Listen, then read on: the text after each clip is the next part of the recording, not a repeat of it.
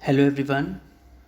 Today we are going to discuss about principles of economics, and today's topic is nature of business economics, right? In our earlier lecture we have discussed about the meaning of economics and types of economy, right? Before starting the nature of business economics, I just want to remind fundamental concepts of economics again, right? We can say that economics is the science which studies human behavior as a relationship between end and scarce means which have alternative uses. Simple सा कहने का मतलब यह है, economics एक ऐसी विज्ञान की शाखा है जहाँ पर ह्यूमन बिहेवियर के रिलेशनशिप को समझा जाता है, यानी कि उनका संबंध किसी वस्तु की उपयोग करने से और उस वस्तु का सीमित होना जो है, और उसको सीमित वस्तुओं को किस तरीके से प्रयोग किया जाता है उसके बारे में हम स्टडी करते हैं। ये जो डेफिनेशन दी थी ये लॉर्ड रॉबिन्स ने दी थी, right.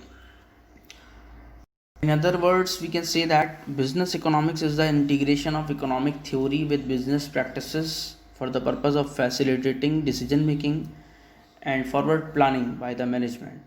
This definition was given by Spencer and Siegelman, right?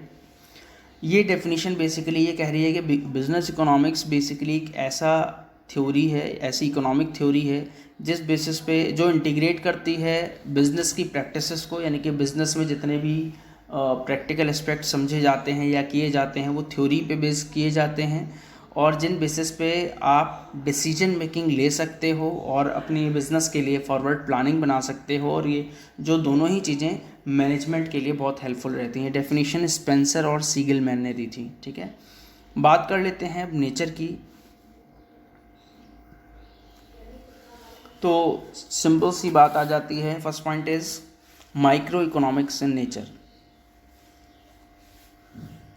We can say that business economics is microeconomic in its nature because it deals with the matter of a particular business firm only.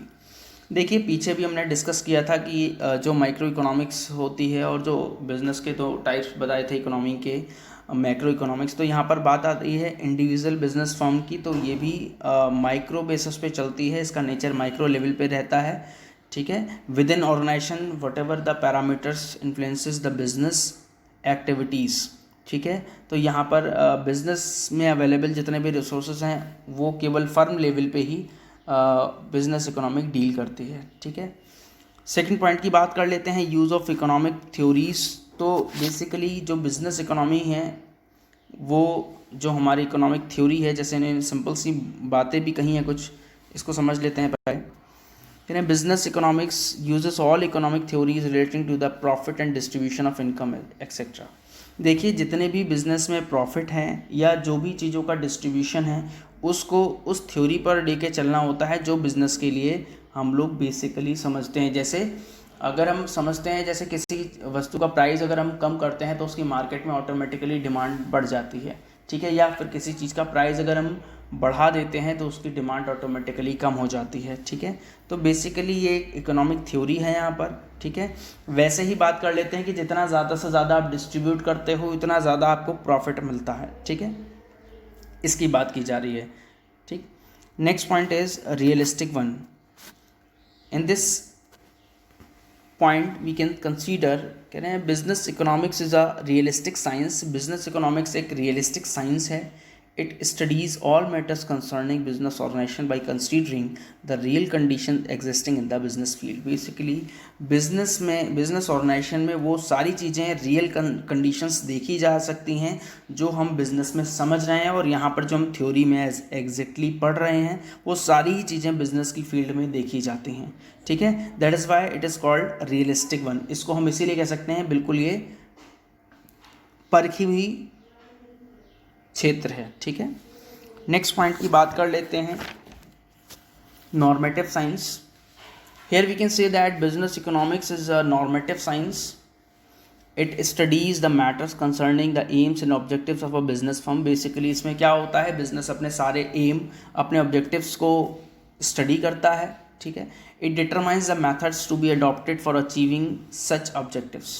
Basically यहाँ पर ये पता लगाना होता है कि हमें कौन सा ऐसा मेथड अडॉप्ट करना है जिससे हमें अपने ऑब्जेक्टिव्स इजीली अचीव हो जाएं, जिसको हम नॉर्मेटिव साइंस कहते हैं। यानी कि वट एवर ऑब्जेक्टिव्स और goals organisation set and what kind of methodology a business uses to achieve these objectives or goals, right? तो यहाँ पर आपको सिंपल एक चीज़ ये देखनी है कि आप क्या मेथड यूज़ कर रहे हो जिस बेसिस पे आपके ऑब्जेक्टिव्स आप अचीव कर रहे हो, राइट?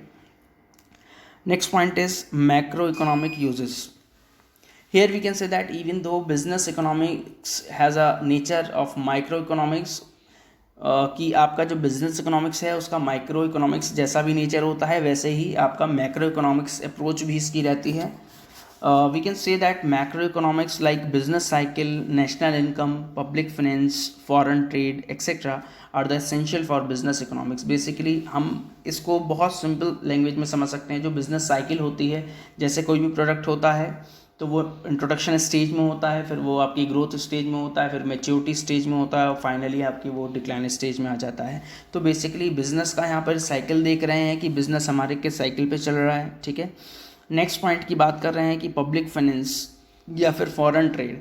बेसिकली ये सारी चीज़ें ऐसी हैं जो एक बिल्कुल फर्म के बेसिस पे ही नियत नहीं रह जाती हैं. ये आपके बियॉन्ड योर फर्म के ऊपर रहती हैं कि आप खाली एक क्षेत्र को ही नहीं देख रहे हो, आप एक फर्म को नहीं देख रहे, बाकी आपको बहुत सारे टास्क जब आ जाते हैं, मल्टीपल थ्योरीज आ जाती हैं, मल्टीपल कंसेप्ट्स आ जाते हैं, तभी वहाँ पर मैक्रो इकोनॉमिक्स का कंसेप्ट अप्लाई होता है. So we can say that business economics uses a macro economics phenomena for taking business decisions. इसीलिए हमें जो बड़े बड़े डिसीजन लेने होते हैं जो फर्म के लेवल से ना हो के कुछ ज़्यादा बड़े लेवल पे, जैसे मैंने पीछे भी अभी डिस्कस किया, फॉरेन ट्रेड से लेके या पब्लिक फाइनेंस से या नेशनल इनकम को लेके, तो बेसिकली हमें वो चीज़ समझनी है. वो सारी चीज़ें मैक्रो इकोनॉमिक्स में आती हैं, राइट.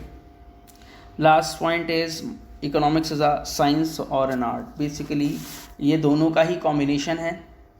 हमको ये समझना है जो इकोनॉमिक्स है ये दोनों ही का ही कॉम्बिनेशन है. It is considered as science if it is a systematised body of knowledge which studies the relationship between cause and effect. देखिए बेसिकली हम इसको साइंस उस बेसिस पे कह सकते हैं कि कोई कारण है तो उसका प्रभाव उसके पीछे चल रहा है, ठीक है. मतलब कोई भी घटना अगर घटेगी बिजनेस में तो उसके पीछे एक तथ्य होता है, ठीक है. जैसे मैं आपको बोलता हूँ कि अगर आप अपने किसी वस्तु का प्राइस अगर आप क्या करते हो, कम करते हो, तो उसका जो मांग है उसकी वो धीरे धीरे करके बढ़ती चली जाती है. या फिर अगर आप उसका प्राइस अगर बढ़ा देते हो तो उसकी मांग घटना शुरू हो जाती है, ठीक है. Just like that. तो ये साइंटिफिक या सिस्टमेटाइज्ड तरीका है किसी सिस्टम को बनाने का, राइट.